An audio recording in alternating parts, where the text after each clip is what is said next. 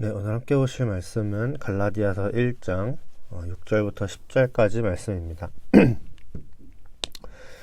그리스도의 은혜로 너희를 부르신 이를 이같이 속히 떠나 다른 복음을 따르는 것을 내가 이상하게 여기노라.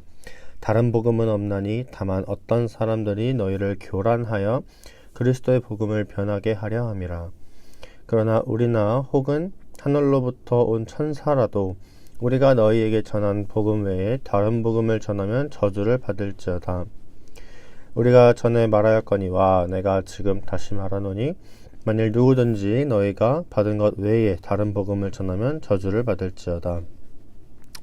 이제 내가 사람들에게 좋게 하랴 하나님께 좋게 하랴 사람들에게 기쁨을 구하랴 내가 지금까지 사람들의 기쁨을 구하였다면 그리스도의 종이 아니니라. 사람이 귀가 참 얇아요. 각자 이제 정도 차이가 분명 있겠지만 사람은 누구나 이제 자기한테 솔깃하게 그렇게 들리는 것을 좀 더 듣게 되고 그쪽에 마음이 더 갑니다. 종교적인 문제로 가져오면 이단들을 그 예로 들 수가 있겠죠. 우리가 성경을 보다 보면은 명쾌하게 해결되지 않는 그런 게 있어요. 난제들이나 그런 부분들이 좀 있는데 특히 종말론에 관한 것들이 주로 이제 그런 부분들이죠. 계시록을 가지고 사람들이 많이 어려워해요. 근데 이런 부분들을 이단들이 굉장히 명쾌하게 해석을 해줄 때가 있습니다.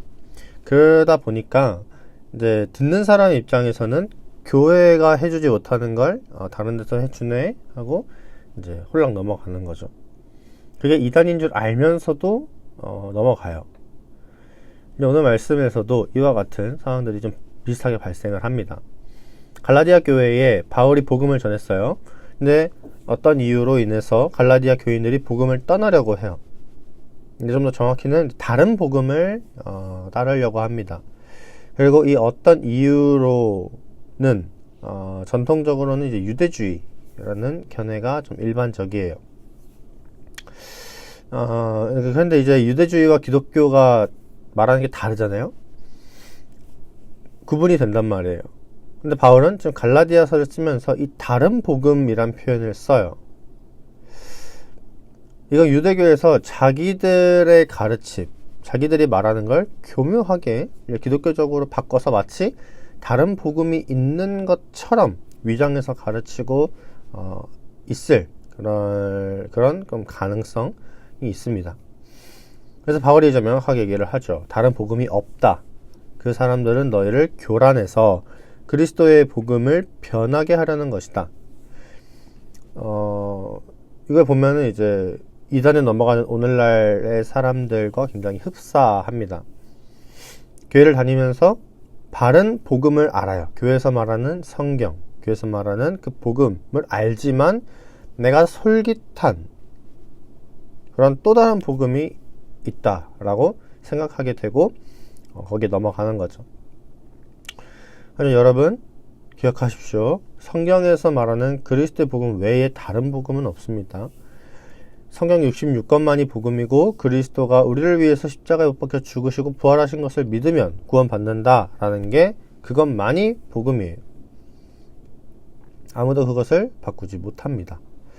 그래서 8절 9절에 보면 이렇게 말하죠. 우리나 혹은 하늘로부터 온 천사라도 우리가 너희에게 전한 복음 외에 다른 복음을 전하면 저주를 받을 것이다. 우리가 전에 말하였거니와 다시 말하노니 누구든지 너희가 받은 것 외에 다른 복음을 전하면 저주를 받는다 하고 이렇게 계속 얘기를 해요. 이 복음은 아무리 천사나 이런 영적 존재여도 바꾸지 못합니다. 이 계시록에서도 같은 걸 얘기해요. 계시록 22장 18절부터 19절을 보면 내가 이 두루마리의 예언의 말씀을 듣는 모든 사람에게 증언하노니 만일 누구든지 이것들 외에 더하면 하나님이 이 두루마리에 기록된 재앙들을 그에게 더하실 것이요 만일 누구든지 이 두루마리 예언의 말씀에서 제하여 버리면 하나님이 이 두루마리에 기록된 생명나무와 및 거룩한 상에 참여함을 제하여 버리시리라 하고 말합니다.